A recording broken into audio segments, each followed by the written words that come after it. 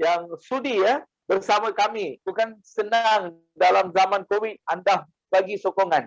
Semoga segala usaha baik kita ni diberkati oleh Tuhan Terima kasih dan seterusnya kita dengan segala hormatnya menjemput Encik Roslan untuk berkongsi apa itu the mini Amazon of Malaysia. Buka mic Balan and then slide nanti ditayangkan, dia beritahu next thanks ya. Okay. Assalamualaikum. Selamat petang dan apa khabar semua sana? Baik. Baik ya. Lebih dulu saya masa banggalah sebab kawan saya Nes tadi dah bercerita pasal satu daripada kata keunikan Lenggong lah. Memang betul lah. Kata selain pada keindahan dia, makanan dia, gua dia dan termasuklah saya ada tasik dia lah. Kan Lenggong ni kalau kata Hulu Perak ni dari kata sepadan nak masuk ke Hulu Perak ni penuh dengan orang kata kaya dengan tadahan empangan dia. Kan salah satunya ialah empangan cenderuh lah. Empangan cenderuh ni terletak dalam kawasan Lenggong. Yang lain-lain tu empangan Besia, empangan Kenering ni dah luar daripada dah masuk ke Hulu Perak lah. Ke Gerik sana. Jadi masih dalam Perak lah. Maksud kita ni yang paling kaya sekali dengan empangan kita ni ialah Perak lah, kaya dengan orang kata tadahan empangan. Kalau negeri lain ni dia satu empangan je. Mungkin dua, kita ada 4 empangan saja. Di Hulu Perak saja kan, dari Lenggong ni sampai ke Gerik. Jadi kita cerita sekarang ni tarikan keunikan dia di Lenggong ni. Kita ada satu tadahan empangan ialah Tasik Temenggong lah. Tasik Temenggong. Tasik Cenderuh. Di dalam pinggiran Tasik Cenderuh ni lah terletaknya Kampung Beng. Okey. Letaknya dalam Kampung Beng. Okey, Kampung Beng ni dulu memang pada mulanya sejarah kita saya buat penumbuhan untuk casting tree ni ialah belum ada nama Kampung Beng Mini Amazon tu belum wujud lagi. Jadi kita gunakan kedatang tree Kampung Beng ni kita kata datanglah ke Kampung Beng. Saya duduk di Kampung Beng kan. Belum ada branding lah mana Kampung Beng Mini Amazon ni kira saya punya branding untuk casting trade kan kita untuk branding untuk nama kita punya nama syarikat lah, nama kita SSM kita lah. Jadi Kampung Beng Mini Amazon ni, tapi saya juga masa bangga jugalah sekarang bila orang sebut Kampung Beng sekarang dia tak sebut Kampung Beng lah, dia sebut Kampung Beng Mini Amazon. Itu kata tarikan kata nak kata popular tu tak tahulah, alhamdulillah lah kan. Kampung Beng Mini Amazon tu dah jadi jolokan dah. Orang kata di Kampung Beng dikenali sebagai Kampung Beng Mini Amazon. Tak apalah, saya banggalah walaupun saya buat casting trip tu nama atas nama orang kata atas nama branding saya untuk tarikan pemancing-pemancing ni. Tapi orang kata sekarang ni orang dah kenal casting trip Kampung Beng dan Kampung Beng tu sendiri sebagai Kampung Beng Mini Amazon. Tak apalah, kita alhamdulillah kan, tak kisahlah apa-apa pun. Tapi cuma kadang-kadang kita jadi keliru jugalah orang luar ni sebab dia kata, "Oi, Kampung Beng mana? Kampung Beng Mini Amazon mana?" Itu sebabsa saya kena bercerita kan, kena bercerita sebab anak-anak Kampung Beng pun sekarang dia dah hashtag Kampung Beng Mini Amazon. Kan? Kita pun tak boleh kata apa lah kan sebab dia rasa lebih sedap atau lebih popular daripada Kampung Beng saja kan. Dia ditambah Kampung Beng Amazon. Tak apalah, kita pun tak kisahlah apa-apa pun kan. Jadi Tuan Roslan, saya ada soalan. Ya. Kenapa bukan Serengeti ke yang taman-taman negara Afrika ke? Kenapa Amazon? Ya. Dikaitkan dengan Amazon. Mohon pencerahan. Ya. Okey. Okey, terima kasih Tuan Iswaran. Dia mulanya memang macam kita mula-mula pemancing pun saya nak buat promotion untuk nak jadikan brand ni pun confuse juga sebab di Tasik Tenroh ni saja ada 3 owner yang buat casting trick. Saya yang paling akhir lah. Yang dulu ialah di kawasan Tenroh sana ada selalu dia buat juga macam resort. Saya ingat Tuan Zamin tahu kau itu apa Cikgu Zaki, dia ada resort sana kan. Dia ada resort, dia pun buat juga boating untuk casting sampai dia buat macam ada resort dia betul dengan Khairul. Khairul di Tasik Raban tu. Khairul ni adalah adik YB kita, adik MB kita. Dia dulu yang paling mula buat ni tapi diorang buat dulu benda ni. Saya orang yang ketiga. Jadi orang lebih kenal orang yang dululah pada saya. Itu biasalah orang yang dulu buat. Orang dulu kenal lah. Saya ni saya cari-carilah apa brand saya ni. Apa brand saya.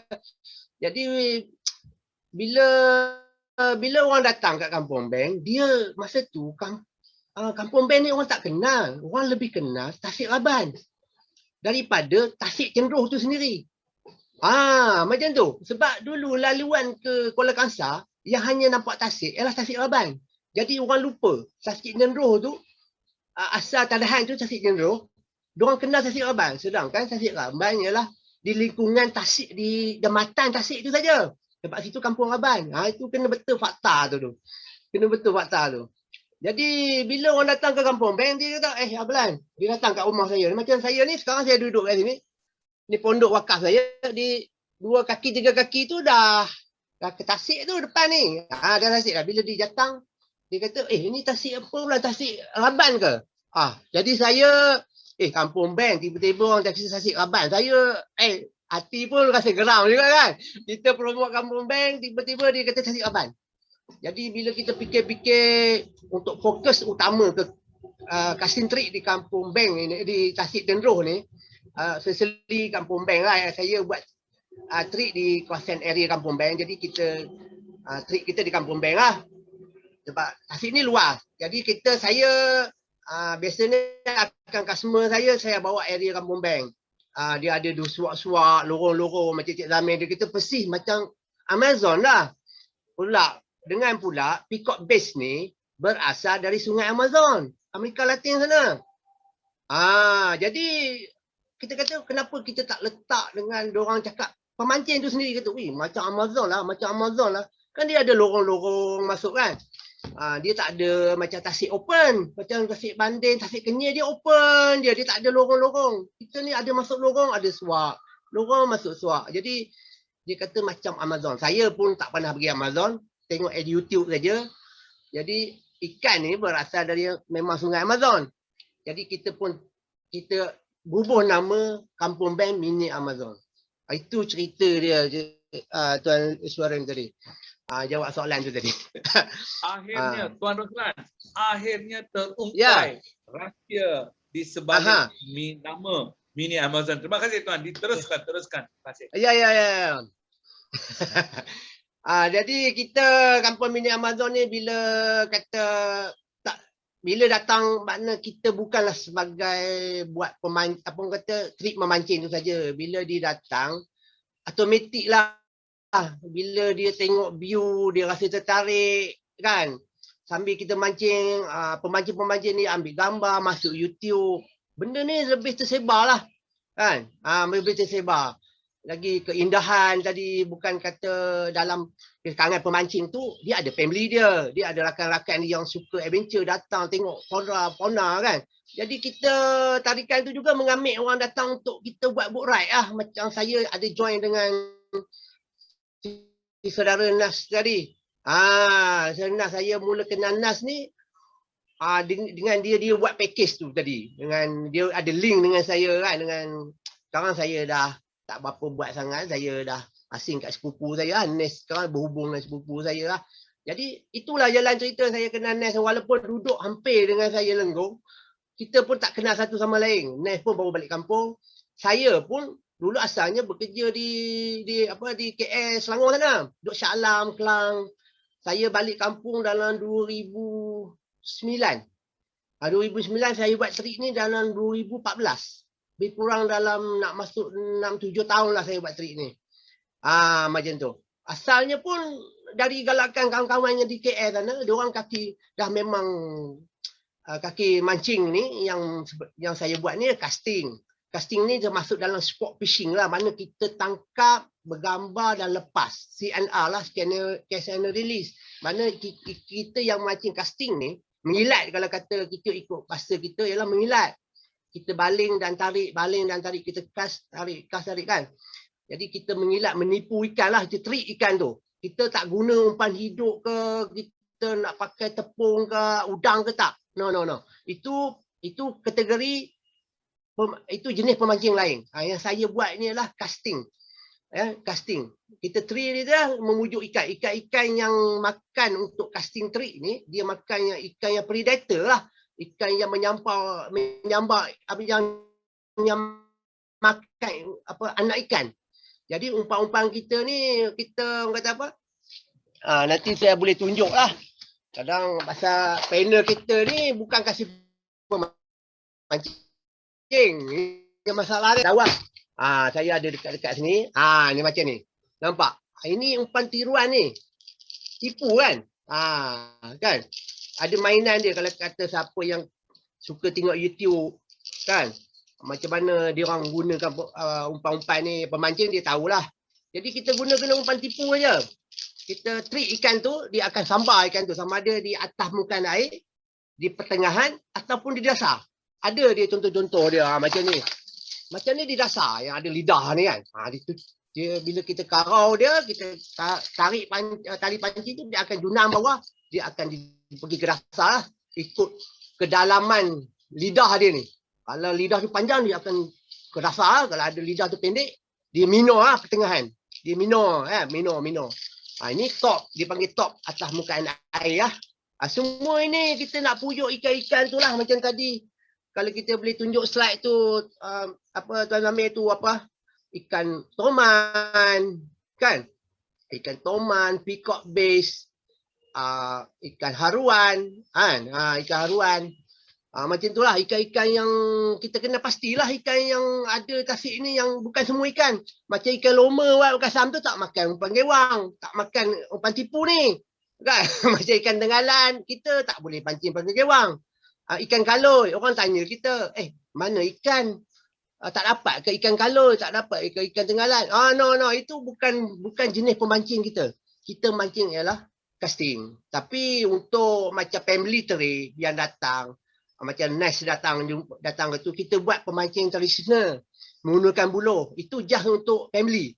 Untuk yang datang untuk percutian, untuk orang kata apa, riadah yang tak pandai macam ni, kita gunakan cara lama lah, kita gunakan batang buluh. Nes kita ada buat dengan Nes. Kita mancing ikan kaloi lah biasanya. Kita mancing ikan kaloi, kita guna cara tradisional. Itu kita pakai udang. Itu kategori lain lah. Yang kita nak highlight ni ialah casting trick lah. Slide ni adalah guide-guide saya lah. Guide-guide ni yang kata part time dengan saya lah. Kalau kata saya tak cukup guide, boleh katakan 2 orang tu dah KL lah. Itu Ijan tu ialah KL punya budak. Dia boleh turun kat saya. Dia tu aiming saya jugalah. Orang kata dia orang tu kawan, penasihat dan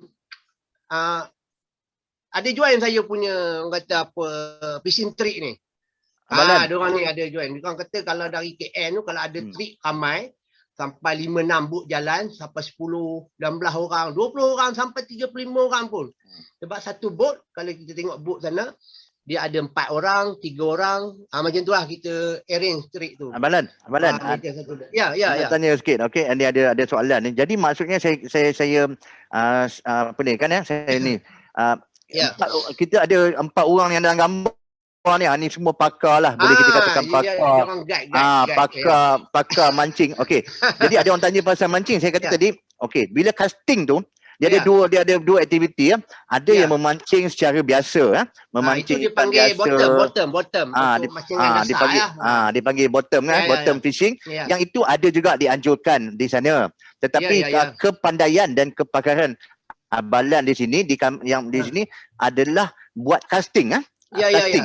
Dan casting ni apa yang dikatakan ikan yang tadi yang datangnya asal daripada Amazon, ikan peacock bass tadi ataupun dikenali sebagai ikan raja tu, dia memang katanya macam abalan kata dia memang cepat menangkap. Jadi orang suka casting, orang yang suka main casting dengan ikan tu sebab dia akan mengejar menangkap. Jadi betul lah casting dia macam tu kan. Okey sila teruskan. Jadi bila kata ramai orang tadi dia sorry Zami, saya ada soalan. Okey. Selalunya yang peacock bass ni, okey. Ada pepatah lah, selalu pepatah orang Melayu kata sekilas ikan di air saya boleh kenal jantan betinanya. Okey. Dalam suasana dekat Tasik Raban ni, okey. Yang peacock bass ni bila dia sekilas di air tu boleh tak kita kenal jantan betina atau perlu dihidang untuk Zamir baru boleh kenal? Macam mana? Oh, okey. Yang pertama, okay, thank you soalan tu. Soalan bagus tu. Okey, soalan dia begitu. Okey, bagus. Untuk pertama kali kita ikan ni, biasanya itu ikan untuk orang casting ni, sport fishing ni, biasanya orang tak makan. Bukan tak makan, mana itu prinsip kita sebagai pemancing lah. Tangkap dan lepas. Tapi bukanlah kata kesalahan untuk dia makan. Makan bila perlu saja. Kita bukannya nelayan. Memang beza tu. Pemancing tu dengan nelayan. Sport fishing dengan kata apa, yang memancing bottom tadi, yang mancing udang, dia mancing untuk makan, untuk sara hidup. Itu ya, kalau kata SOP sekarang ni, dia memancing untuk sara hidup. Saya boleh lah pergi mancing udang ke, mancing tenggalan ke, kan. Itu ikan-ikan lain lah. Bukanlah kata ikan tomat ni kita tak boleh gunakan yang mancing bottom ni. Tapi untuk thrill kita, untuk jenis pemancing ni, kita gunakan umpan yang masih hidup lah. Umpan yang tipu lah. Kalau kita gunakan set pemancing, kita gunakan untuk casting dan untuk bottom, dan bottom juga untuk boleh casting. Tapi bila you dah label dah, orang kata biasanya bila dah lama dia akan gunakan casting casting bag lah, untuk casting untuk BC punya lah, bag casting orang kata yang gunakan untuk khas untuk pemancing casting macam tu. Jadi kan tadi kalau kita soalan saya sekarang dia jantan dan betina warna dia sama ke atau saya akan cerita benda tu. Bila kita casting tadi, kita yang jantan tu dia warna sama, cuma membezakan bila yang jantan dia ada bonggol. Roslan, Roslannya background ada bunyi ke radio ke TV ke, sebab atau ada penonton yang belum mute kan dia punya mic ke? Sebab ada gangguan. Tak ada. Saya tak ada. Mungkin penonton kita Zoom. Okay, very good. Terima kasih. Okay. Now clear, very clear. Teruskan tuan. Thank you. Okay. Apa yang jantan betina tu membezakan kita ialah dia ada bonggol dia. Dia ada bonggol dia. Bila kita cast tu baru kita dapat. Bila dia mencecah umur lebih kurang tahap, kita tak pasti. Saya tak buat juga kajian tu berapa umur dia. Tapi biasanya dalam ukuran kita, bila dapat ikan ni, kita rekod dia ikut ukuran, bukan ikut timbangan. Berapa cm, berapa dia punya panjang lah. Macam ikan lah, semua ikan lah. Kita ambil data dia tu. Kita biasanya ada yang ikan yang kita gunakan untuk timbangan dan ada kita ikut ukuran lah. Biasanya bila dia orang kata dikalikan nisbah dia apa semua tu, dia akan dapat berat dia lah. Biasanya untuk international punya rekod dia akan ikut pada ukuran meter lah, cm dia lah ikan-ikan ni. Jadi bila peacock bass ni, kalau kita nak nampak kematangan dia ni, biasanya dalam 30 cm ke atas lah, barulah kita nampak dia dah mula lebih kurang 3 bulan macam tu, dia dah umur dia dari lahir, dari dia meletak, dia bawa anak tu kan, ibu dia sampai dalam 3 bulan tu dia lebih kurang panjang dia lebih kurang 30 cm itu dia dah boleh mengawan, dia dah nampak lah dia punya jantan betina dia. Biasanya jantan yang agresif ni, yang betul-betul matang ni, dia akan nampak bonggol dia lah. Bila dia betul-betul musim mengawan, kita nak akan nampak bonggol dia ni. Kalau kita biasa nampak dulu kita di KL, kita nampak tak macam pelawahannya bonggol tu kan, dia ada nampak sikit lah, dia tak nampak macam kata apa, macam apa pelawahan punya besar bonggol tu atas kepala dia tu, cuma dia dah nampak sikit lah. Tapi jelas lah nampak dia akan jadi kemerahan menyala yang terang lah. Kita akan tahu bahawa peacock base tu dalam jantan dan dia akan tempoh dia mengawan lah masa tu. Macam tu.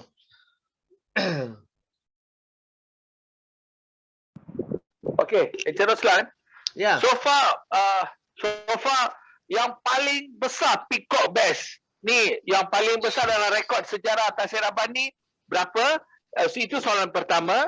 Kalau ada yang nak join untuk fishing casting ini, macam mana? Berapa ramai yang perlu ikut untuk satu sesi? Mohon pencerahan. Thank you. Okey, alright. Terima kasih.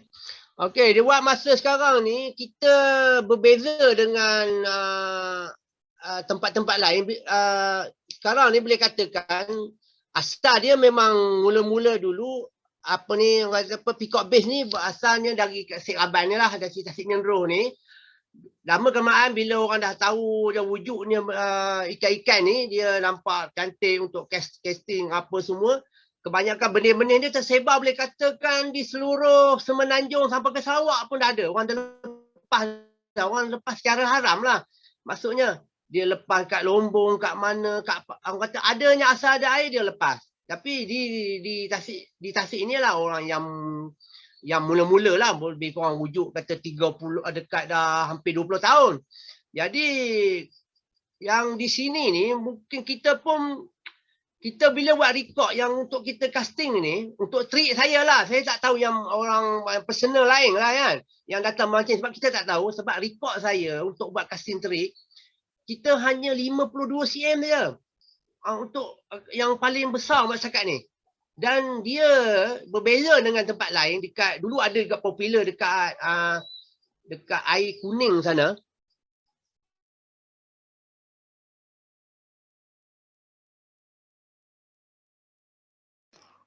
Mr. Iswaran, saya rasa dia tertendang keluar because of internet.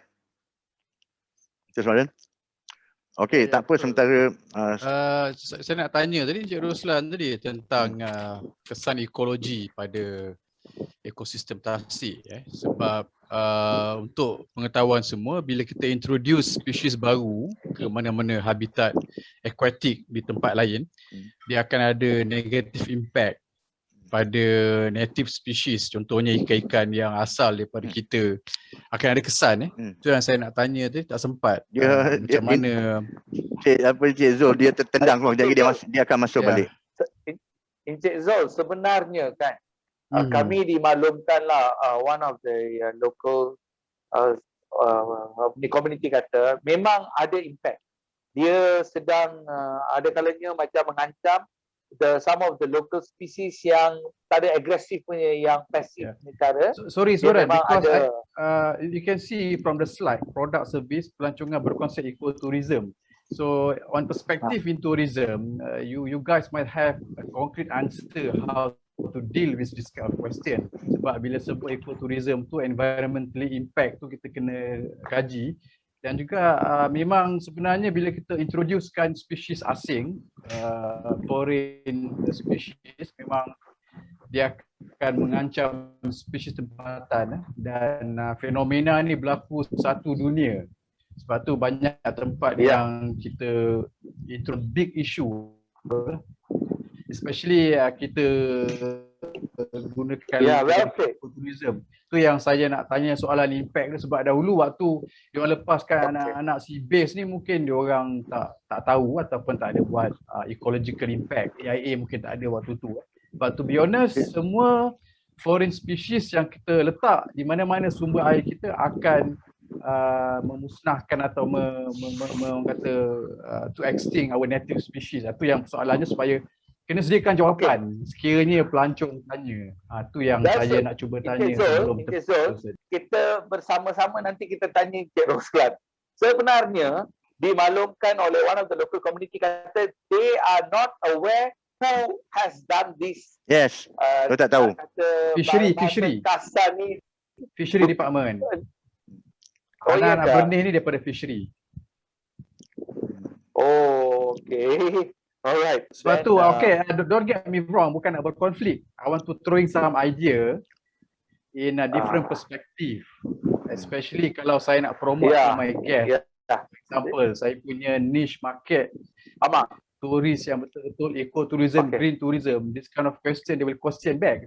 So I will throw the operator lah untuk jawab. So sebab tu nak gunakan label eco-tourism ke RQ ke agro ke, you must be well versed the definition before we can simply use the term tanpa misuse. Sebab you must bear in mind, pelancong sekarang bukan pelancong 80s, 70s. Sekarang ni semua dah green minded of tourist. So kalau kita nak sustainable tourism, especially daripada foreign market, we must prepare this sort of questions. So actually to be honest, benih tu yang bekalkan fishery. Tapi tak apa, kita tak nak cari salah siapa. Isunya how to answer back to our guest kalau dia tanya. And then knowing that you will gunakan pelancongan berkonsep tourism, it is very risky. Label is what you know lah. You know, you've been with me for 7 years. Bukit Nanas project kan. So actually I'm throwing this as kadang perspektif daripada pelancong tu penting. Kadang-kadang bila kita buat forum, bila kita buat talk, yang bagi talk tu mungkin pakar ke, mungkin akademik contohnya kan. Tapi point of view daripada tourist tu is more important sebab by the end of the day, the tourist yang willing to pay the money to go to purchase any package. Zul, I think lah. Thank you. Zul, I think we have to ask this thing. Roslan, Zami, is Roslan in? Mr. Daniel? No, he's not. I think he's having some difficulty to connect back because I know line teruk pun. Line sangat teruk. Mr.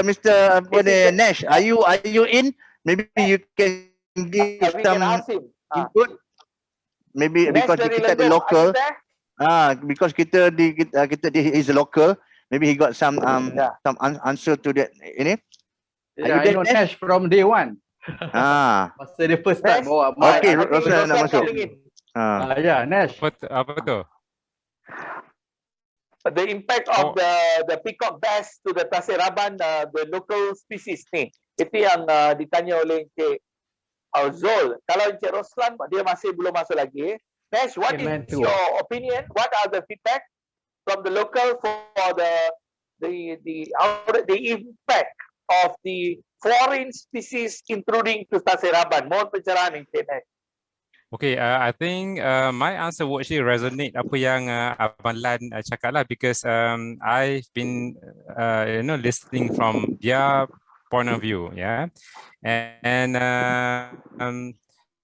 memang dari segi ekosistem memang actually devastating, tapi disebabkan kita ada dia peacock bass tu di tempat yang terbuka, kita pun tak tahu, macam saya pun terkejut Cikgu Zul share kan, kata benda ni is actually dilepaskan oleh Fishery Department. Tapi saya pun tak tahu untuk apa. Tapi disebabkan memang dia devastating, dia terdapat kepada yang spesies yang kecil. Tapi disebabkan kita punya aliran Sungai Perak tu luas dan kawasan dia banyak. Jadi kalau macam dia di Sungai Perak, yes, dia ada check and balance, especially when we have a toman as a top predator on top of the food chain. Jadi dia punya breeding of ikan raja ni, peacock bass ni akan dicheck lah, akan terkontrol juga in a way. And saya personally, because saya tak orang kata begitu arif tentang fishery ataupun ekosistem di sana. Jadi I think I rest my case. Saya cuma according to apa yang saya nampak, orang tempatan juga mereka dapat, bila dia orang dapat peacock bass ni, dia akan jual. Ada juga yang buat perkasam sebab bagi mereka katanya tak sedap, tak sedap macam ikan-ikan tempatan kita. Jadi untuk menyebabkan dia orang kata palatable, jadi mereka akan perkasamkan ikan raja ni. Itu je lah yang saya boleh berkongsi. Okay, thank you. This kind of question answer yang kita nak. And to be honest, sea bass ni actually dia ni predator species, predatory. Jadi macam mana pun dia akan ada impact. Di Thailand pun isu ni dia highlightkan dekat Kausok, dekat Surat Tani. So saya pernah jadi panel kat sana. So antara lain dia orang galakkan nelayan ni tangkap as many as possible to control. Sebab waktu memang benih ni sebenarnya fishery, bukanlah maksud dia nak suka-suka nak bagi impact negatif, tapi dahulu cuba nak dibanyakkan stok ikan air tawar sebagai stok makanan lah.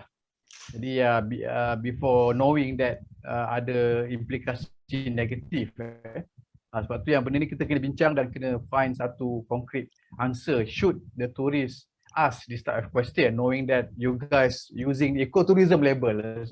Sebab tu bagi saya whatever label nak guna dalam pelancongan, kita kena pastikan kita faham apa definisi dia. Sebab banyak di Malaysia ni yang to my understanding, to my knowledge, to my experience, ramai yang misuse the term. Jadi kalau boleh di kawasan Lenggong Valley ni, please be careful using the term. Dan kalau dah gunakan term tu, make sure semua practitioner, semua industry player know the right definition and understanding of the term clearly lah. Itu just my great sharing. Itu just my point of view lah. My point of view. Yeah. Okay, thank you. Terima kasih. Encik Roslan sudah masuk ke? Encik Roslan, are you there? Dengar tak? Kalau dengar boleh sambung, habiskan. Ada slide lagi. Okay, jadi apa ni, Mr. Iswaran, tadi dalam slide tadi ada tunjuk jenis-jenis ikan juga. You perasan? Okay. There are so many types of ikan. You tengok, yes. Kita ada, nampak? So yang common haruan ada. We have the peacock bass ada. I think next one I saw is what? Sebarau. Sebarau, and then besar, kerandang, and I believe besar. And I think I've seen toman. Wow, this is very toman no issue sebab dia native species. Itu dia native, yes. Akan introduce. Toman tak ada issue. Walaupun dia pun predator. Zamir, tapi dia ni. Okay. Betul. Yeah, Zamir, which lake yang orang kata sampai they wanted to open for public to catch the Arapaima ke what? Which one, Zamir? Where was that? Arapaima. I'm not sure, tak tahu. Woi, itu bahaya tu, tak boleh simply. No, it's a no, it's a big no. Arapaima saya kurang pasti. Tapi apa ni, saya that one in Kenyah, sorry. Kenyah di Kenyah kita ada spotted. So this is certain orang kata irresponsible citizen lah yang simply release. Mungkin dulu dia bela kat rumah. Exactly. Control. Yeah.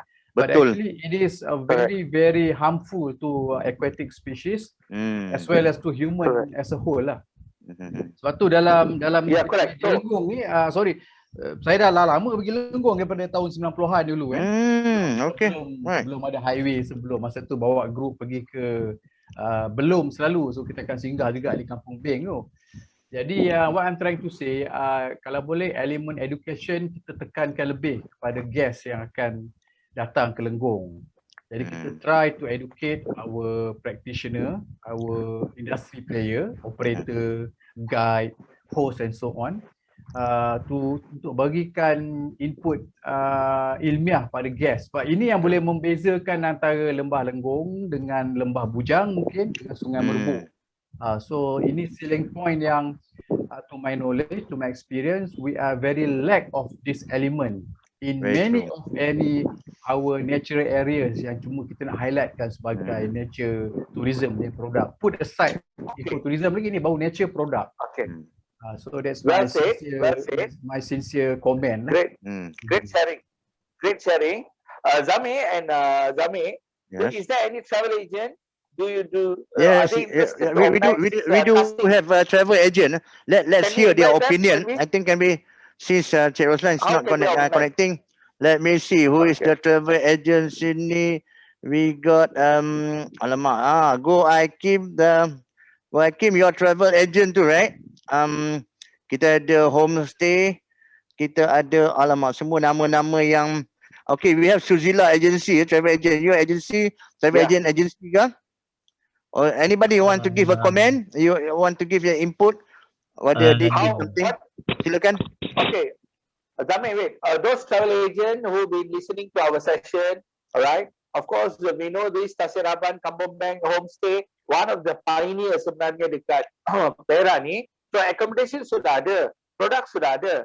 So kalau kita nak attract, okay, for this fish casting ni, what are the types of market do you think, travel agent, that there is a potential to bring to Lenggong? Please share with us. Thank you. Okey, saya nak jemput Encik Syaiful Bahri of Kosas Travel. Dia mungkin ada pengalaman sedikit untuk macam mana tu dia apa yang dia apa pandangan dia. Silakan Encik Syaiful. Ada boleh buka mic tak? Encik Syaiful daripada Kosas Are you there? Ataupun not tak boleh nak ini. Hello? Tak apa, Iswaran. I think apa ni, some of them ada some issues to connect ataupun buka mic. But like what apa ni Cik Zul cakap tadi, I think it's true. I mean that sport fishing tu is a sport fishing when you are actually good at that. Tapi when it comes to the macam bila nak menjenamakan macam ecotourism, you must be very careful. You must have that the knowledge, the definition of how to, but that is true lah on the sustainability aspect, everything kan. Okay. It's not boleh digunakan saja. Zamir. Yeah. I have a question to Encik Zul. Encik Zul, I would like to ask you a question. From what you see Lenggong, you said you've been going very long, time, duration, semua. Okay, fine. So what is, how can we now, okay, after the PKP, we can assist Lenggong? How, I believe you do lead some groups too, as a tour leader to other like Kanchanaburi and so on. You have done it many. So, kalau kita nak minta sekarang from Encik Zul pula sekarang, how can you promote Lenggong? Which type of category of group is potential for this fish casting? Mohon pencerahan Encik Zul. Wah, ini macam saya pun guess juga ni. Tak apalah, bagi pandangan berdasarkan pengalaman di sini, jadi mungkin kita boleh share kan. I love to share lah. Okay, So actually ada banyak kategori pelancong yang kita boleh marketkan untuk Lenggong tu. Local. Currently we are only planning for local domestic. Yeah, Because exactly. international, we do not know when they're going to open the door. So mohon jasa baik, you give us the clue. So some of the audience or the agent will get an idea how, from which niche group, many groups in Malaysia that we can bring to Lenggong. Dipersilakan. Okay, I can see that every level of category of tourists we can attract to Lenggong, daripada casual tourist sampailah kepada yang orang kata niche market, especially yang ada related to intellectual punya value macam arkeologi, ecotourism and so on kan. But to me untuk local market, daripada yang casual untuk habiskan weekend dah boleh dah kita attract. Yang bukanlah nak go deep in archaeology and so on. Contohnya kalau kita pergi di Riverine Nature Camp tu, ni tempat Pak Lee my student tu, di kampung kampung apa nama ni? Dekat dengan Sumpitan. Kampung Sumpitan, betul. Itu pun dah, it is meant for normal tourist, bukan hanya untuk yang special interest ke, yang nak pergi casting ke, archaeorism and so on. Jadi back on this one question, actually kita boleh attract every level of tourist lah untuk datang. Tapi yang sebab sekarang ni dengan PKP and so on kan, kita nak diversifykan dia punya guest yang datang, boleh juga fokuskan untuk educational visit among kita punya sekolah dan juga IPT, IPTA lah. Kan? Contohnya kalau boleh lah, komuniti pelancongan Lenggong, saya difahamkan ada komuniti sendiri di Lenggong kan sebelum ni. Jadi kalau lah ada komuniti ni boleh punya action untuk promote di kalangan IPT, IPTA, IPTS yang untuk datang ke Lenggong, sebab diorang ni besok akan bekerja, akan ada family, akan ada career, dan besok kita harapkan supaya diorang datang balik lah selepas diorang datang as a student before. Okay. Cuma bagi saya persiapan infrastructure di Belum tu masih lagi is very poor punya condition lah. To be simple, signboard pun cukup. Dahulu cantik ada World Heritage Site dekat R&R tepi Pekan Lengbong nak masuk kan. Lepas tu saya tengok dia dah dicabut. Dan banyak dah platform dulu dengan Prof Azraina pun saya kata kalau boleh tolonglah play your role, ada influence untuk letak balik signboard tu kan, supaya kadang public pun tak aware yang Lenggong ni adalah World Heritage Site. Kan? Jadi in term of archaeotourism punya produk, Lenggong ni tak sehebat macam Lembah Bujang yang ada monument, yang ada wow factor kan. Put aside lagilah macam Sukhothai ke Angkor Wat, ataupun kita nak bandingkan dengan Borobudur, we are way behind. Tetapi ada juga value arkeologi yang kita boleh tekankan di Lenggong. Sebab tu bagi saya input knowledge tu setiap operator perlu tahu. In order to sebenarnya Encik Zul. Ya. Sorry Encik Zul, sorry, my apology for interruption. Minta maaf. Sebenarnya kan, sorry, comparing to the other places lah, I'm not mentioning any place, even domestic and international. Bagi saya lah, okay, Lenggong sebenarnya.com is a one-stop center whereby you will never feel boring even you stay there two nights, 3 days, 2 nights. Why I would say that? Because tak pernah lah dalam Malaysia ni, honestly speaking, tak pernah saya tengok dekat hilir punya sungai, after the hilir sungai Perak tu, it is actually looks like another Amazon. Saya sendiri pernah tengok. Bukan hilir, hulu. Hulu, sorry, hulu. Yang mana dia punya sungai ni, dia punya lebar sajalah saya nampak. Almost about 50 kaki, 60 kaki lebar dia. Tetapi dalam tengah-tengah tu ada mini island yang hijau, ada hutan. Oh my God, kedalaman sungai I think easily about 30 feet ke 20 feet. I think that is amazing for those who wants to go for river cruising. Itu nombor satu.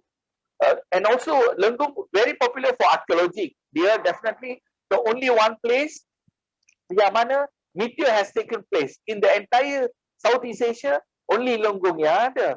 And yang kedua, dia punya makanan, gastronomy, jarang kita jumpa like deer meat, ada restaurant and so on. And I've tried nasi goreng rusa. I think you also know, Yop is selling there. Okay, and that is only 10 ringgit. My goodness, super good.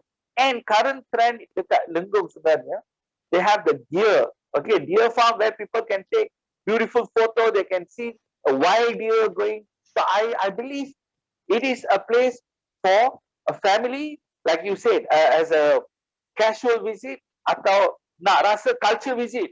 Kampong Bang just now on the slide, they have many nice rooms, nice facility for them to stay, whereby they can experience the culture at the same time. They can go the Tasik Raban punya river cruising. I personally have gone through one tunnel. Very interesting, very rare. You can see you're cruising with the nature forest. That is very interesting. And while I was cruising in the evening, we saw the sunset. So moreover the story, with the culture, with the beautiful nature, and also some local product such as the rumbia, and we had other, last week we had few topics. Saya rasa kan, ramai yang belum kenal Lenggong.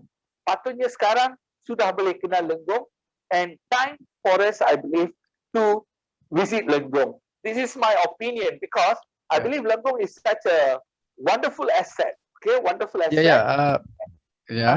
Sorry, sebab tu we must start with signboard. Signboard yang memberikan penerangan tentang Lenggong ni is World Heritage Site. Yang I mean the second oldest human evidence after Africa, 8 million years old. Sebab signboard tu yang dari dulu saya highlightkan lah. Kalau boleh community pelancongan Lenggong, please do something lah to put the signboard back tentang status. Actually, since 2008 kan, bila di Lenggong ni dia dapat pengiktirafan. Cuma sayang 2013 kot dapat. 8 ke? 2013. Correct. 2008, sorry, correction. Okay. Sebenarnya bila dah UNESCO dah announce as a World Heritage Site. Sayang seribu sayang, ramai dekat orang Malaysia ni domestik lah, bukan semua. Some not aware that it is Lenggong is a heritage site and to be visited.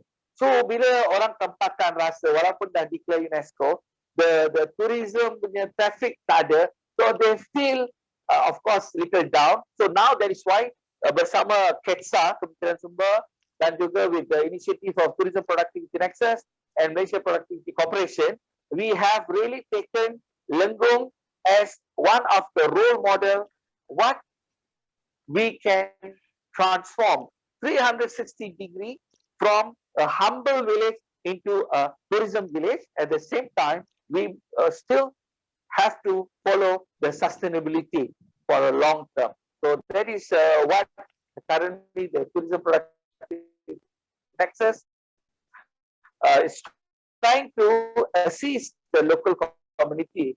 The recognition meaning should not be just lie low, it should be activated. So that is what the program on the Let's Talk About Lenggong all about.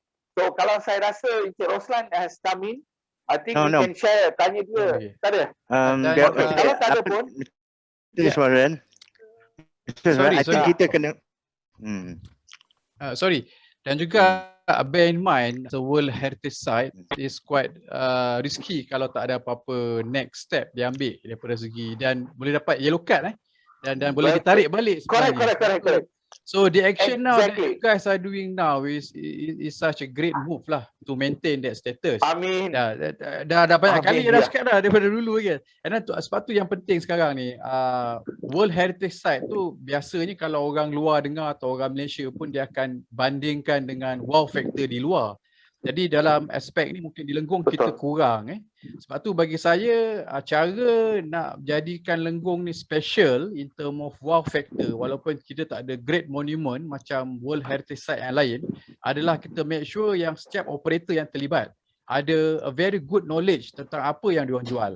Sebab benda ni lah yang akan pelancong bawa balik, experience tu. Mungkin dia pernah sampai Lembah Bujang contoh, tapi tak ada operator yang boleh brief pasal Lembah Bujang contohnya kan. And in this sense, we need more people like Nesh. In fact, masa first time dia bawa my group dulu pun, I was surprised. He is very good. Saya cakap, ini memang banyak boleh buat dengan Nesh kan. And Alhamdulillah dengan ada rumah tiang 16 tu, so well done lah. So we need to produce more operator like Nesh.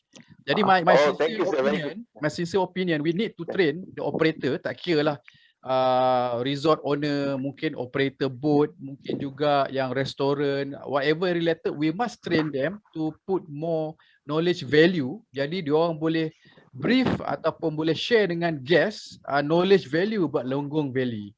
It might be about archaeology, it might be about culture, it might be about nature and so on. So itu yang saya nampak kekuatan yang kita perlu ada untuk mengalahkan lagi site-site World Heritage yang ada di sekitar Malaysia ataupun di peringkat regional lah. That's my sincere Right. Thank you. Terima kasih banyak. Terima kasih. Well said. Terima kasih banyak. Encik Zul, sebenarnya Tourism Productivity Nexus telah pun ambil inisiatif about 6 months ago untuk melatih all the product frontliners to be equipped with marketing skill and also interpretative punya skill, storytelling skill. We have already done. We have already arranged all in order. Cuma satu saja, PKP, COVID sedang mengancam kita sampai we couldn't execute that, and we have TPN has proactively has already planned and just waiting for the right time for us to execute. Thank you for a good feedback that you have shared, and on behalf of Iswaran dan juga Cik Zaman, tentang menggunakan Kampung Bank label mini Amazon tu, I rasa lagi sedap, lagi selamat kalau gunakan mini Amazon Fishing Malaysia ke contohnya lah. Sebab bila gunakan nama Amazon tu is huge name. We're talking about biodiversity kan. Tapi bila dengar tu saya faham sebab ada peacock base tu lah yang dikata mini Amazon kan. Jadi sebab kalau we want to sell just mini Amazon of Kampung Bank, mini Amazon Malaysia contohnya kan. So people might orang kata compare ataupun terfikir macam mungkin Yasuni National Park dekat Ecuador ataupun dekat Rio Negro kat Brazil. Jadi to play safe, to make in safe situation, I think kalau boleh letak mini Amazon Fishing Malaysia ke contohlah. Kalau letak general mini Amazon, I'm afraid kalau benda ni dah meletup besok, takut pelancong yang datang tu, especially my guest, dia akan kata, so where is the biodiversity center we talking about di Amazon contohnya kan. Tapi kalau kita letak levelnya mini Amazon Fishing of Malaysia, safe, semua orang selamat. Itu je lah.